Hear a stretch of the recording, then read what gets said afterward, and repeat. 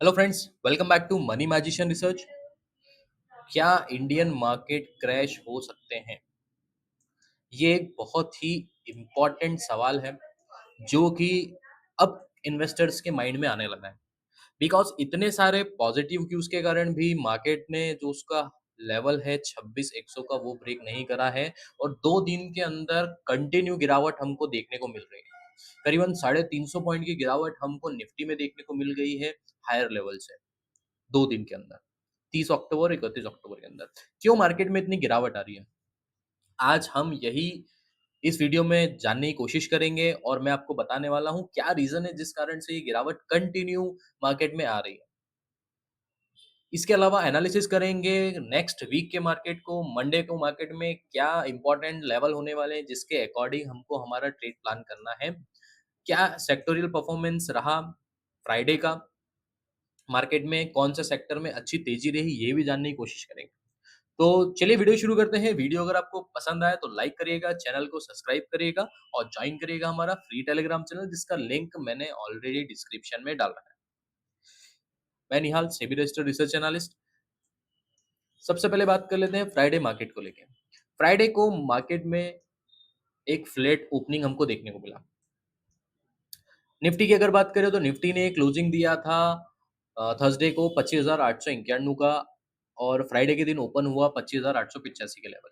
एक flat opening हमको Nifty में देखने को मिली। जैसे ही ओपन हुआ उसके बाद में एक हाई बनाया डे का 25,993 का और उसके बाद में कंटिन्यू फॉलिंग हमको देखने को मिली एंड तक क्लोजिंग के।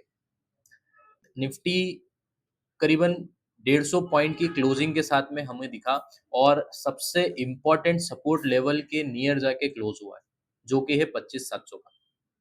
बात करें बैंक निफ्टी की तो बैंक निफ्टी में भी एक गैप डाउन ओपनिंग हमको देखने को मिला। बैंक निफ्टी क्लोज हुआ था 58,067 के लेवल पे और फ्राइडे को ओपन हुआ करीबन 57,946 के लेवल पे। मतलब 58,000 का जो उसका इम्पोर्टेंट सपोर्ट लेवल था, जो हमने ऑलरेडी आपको लास्ट वीडियो में डिस्कशन करा था, वो उसके नीचे ही बैंक निफ्टी हमको ओपन होता हुआ दिखा। उसके बाद में बैंक निफ्टी ने भी एक डे हाई लगाया 58,254 रुपए का। उसके बाद में बैंक निफ्टी कंटिन्यू फॉलिंग दिखाता रहा और फाइनली करीबन 250 पॉइंट की गिरावट के साथ में क्लोज हुआ। वो भी उसके एक इम्पोर्टेंट सपोर्ट लेवल के नियर जाके ही बैंक निफ्टी हमको क्लोज होता हुआ दिखा। अब बात करते हैं क्या रीजन रहे हैं जिस कारण से हमको ये गिरावट कंटिन्यू मार्केट में देखने को मिल रही है। तो सबसे पहला रीजन जो मैंने आपको लास्ट वीडियो में भी डिस्कस करा था, वही फ्राइडे का भी एक बहुत ही बड़ा मेजर रीजन रहा मार्केट में गिरावट का। वो रीजन है एफआईआई की सेलिंग। एफआईआई की अगर सेलिंग की बात करूं तो फ्राइडे को एफआईआई ने हाईएस्ट सेलिंग अपने स्टॉक्स में दिखाई है करीबन 6,700 करोड़। 31 अक्टूबर को परचेसिंग थी 11,531 करोड़ की एफआईआई की साइड से, उसके साथ में सेलिंग रही 18,301 करोड़ की। नेट अगर हम लोग देखें तो नेट सेलिंग रही करीबन 6,700 करोड़ के लगभग। ये एक बहुत ही बड़ा नंबर है। ये बड़ा नंबर इसलिए भी हो जाता है क्योंकि इसके प्रीवियस 30 अक्टूबर को भी करीबन 3,000 करोड़ की सेलिंग हमको एफआईआई की साइड से देखने को मिली थी। उसके साथ में अगर मैं बात करूँ 29 अक्टूबर की तो 29 अक्टूबर को भी करीबन 2,500 करोड़ की सेलिंग हमको एफआईआई की साइड से देखने को मिली थी 29 अक्टूबर को भी। मतलब कंटिन्यू 3 डेज़ से एफआईआई नेट सेलर रहे हैं और छोटा-मोटा नंबर भी नहीं है, काफ़ी बड़ा नंबर। उसके कंपैरेटिव अगर बात करें डीआईआई की तो डीआईआई ने 30 अक्टूबर को परचेजिंग करी थी करीबन 2,500 करोड़ की और 31 अक्टूबर को परचेजिंग करी थी करीबन 7,000 करोड़ के आसपास की। तो डीआईआई कंटिन्यू माल परचेज़ कर रहे हैं और एफआईआई कंटिन्यू अपना माल सेल कर रहा है। तो जो बैलेंस है वो नेगेटिव ही निकल के आ रहा है मार्केट में। अगर मंथली में बात करूँ तो मंथली अभी तक क्या रहा है एफआईआई का डेटा। जुलाई की अगर बात करें तो जुलाई में करीबन 47,000 करोड़ की सेलिंग हमको देखने को मिली थी एफआईआई की साइड से। अगस्त की अगर बात करते हैं तो अगस्त में भी करीबन 46,000 करोड़ के आसपास की सेलिंग हमको देखने को मिली थी। सितंबर में 35,000 करोड़ की भी सेलिंग हमको एफआईआई की साइड से देखने को मिली थी और अक्टूबर में अभी तक का नेट 2,500 करोड़ की सेलिंग हमको देखने को मिली है। तो कंटिन्यू जुलाई से लेके अक्टूबर में एफआईआई नेट सेलर रहे हैं और कंपैरेटिवली डीआईआई नेट परचेसर रहे हैं। तो ऐसे क्या रीजन है जिस कारण से एफआईआई कंटिन्यू सेलिंग हमको दिखा रहे हैं? उसके लिए हमको थोड़ा सा बैक डेटा जाना रहेगा, जिस कारण से तेजी आई थी वो हमको जानना पड़ेगा। सबसे पहले तेजी क्यों आई थी? तेजी के मैंने आपको लास्ट वीडियो में रीजन बताए थे। सबसे मेन रीजन था चाइना और यूएस की मीटिंग। दोनों प्रेसिडेंट की मीटिंग थी, जो प्रिडिक्शन किया जा रहा था कि एक बहुत ही अच्छी ट्रेड डील और बिल्कुल टैरिफ नील कर दिया जाएगा प्रेसिडेंट डोनाल्ड ट्रंप की तरफ से चाइना का। बट ऐसा कुछ भी नहीं। फाइनली जाके जो ट्रेड डील हुई वो हुई सिर्फ 10% का टैरिफ हमको घटाते हुए दिखे हैं यूएस प्रेसिडेंट चाइना के ऊपर। 57% का जो टैरिफ लगाया था उसको सिर्फ 47% करा, और जो फेंटानाइल ड्रग था उसमें 10% का डिडक्शन हमको देखने को मिला, जो कि 20% लास्ट करने वाले थे प्रेसिडेंट डोनाल्ड ट्रंप।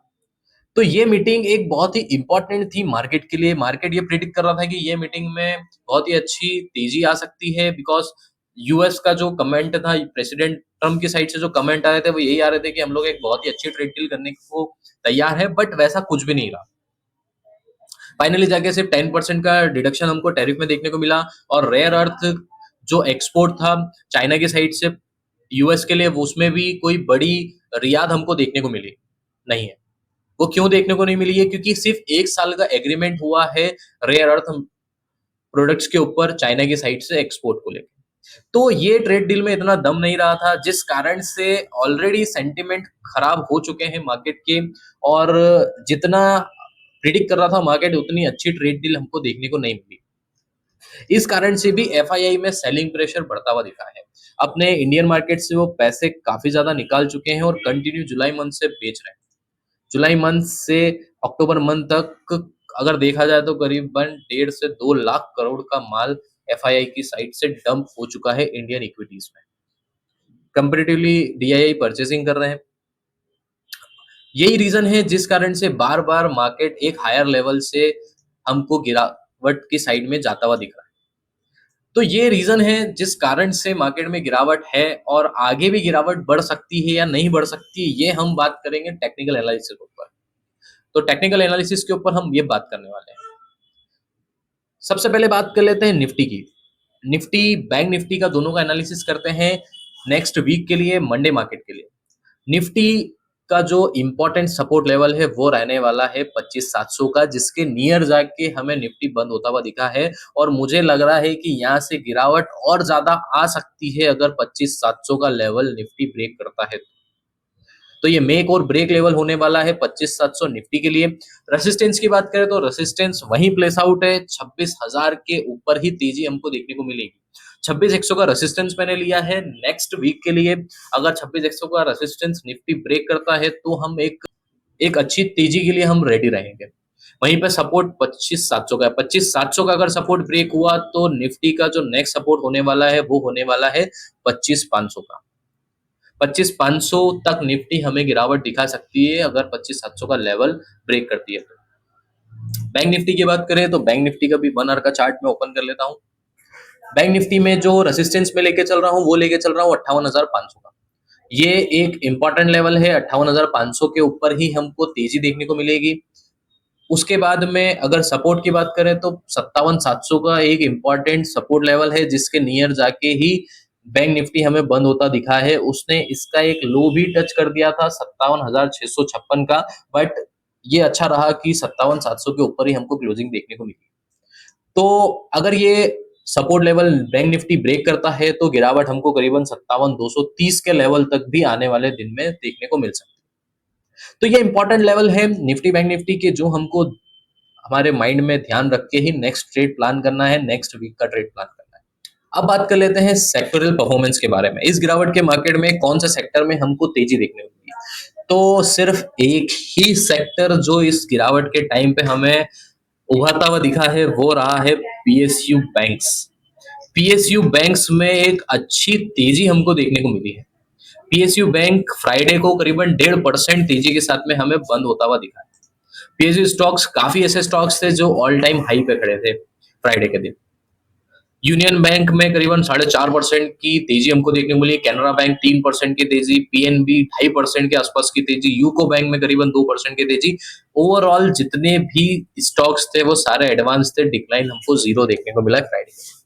तो एक लौता सेक्टर था जिसमें तेजी हमको देखने को मिली, बाकी सारे सेक्टर्स में एक हमको प्रेशर ही देखने को मिला हायर लेवल पे। सबसे ज्यादा मीडिया में देखने को मिला, करीबन 1.5% के आसपास की गिरावट देखने को मिली, मेटल में करीबन 1% के आसपास की गिरावट हमको देखने को मिली। तो आज के लिए इस वीडियो में इतना ही। वीडियो आपको अगर पसंद आए तो वीडियो को बिल्कुल लाइक करिएगा, बहुत सारा प्यार दीजिएगा और ज्वाइन करिएगा हमारा फ्री टेलीग्राम चैनल, जिसका लिंक मैंने ऑलरेडी डिस्क्रिप्शन में डाल रखा है। Thank you. जय हिंद।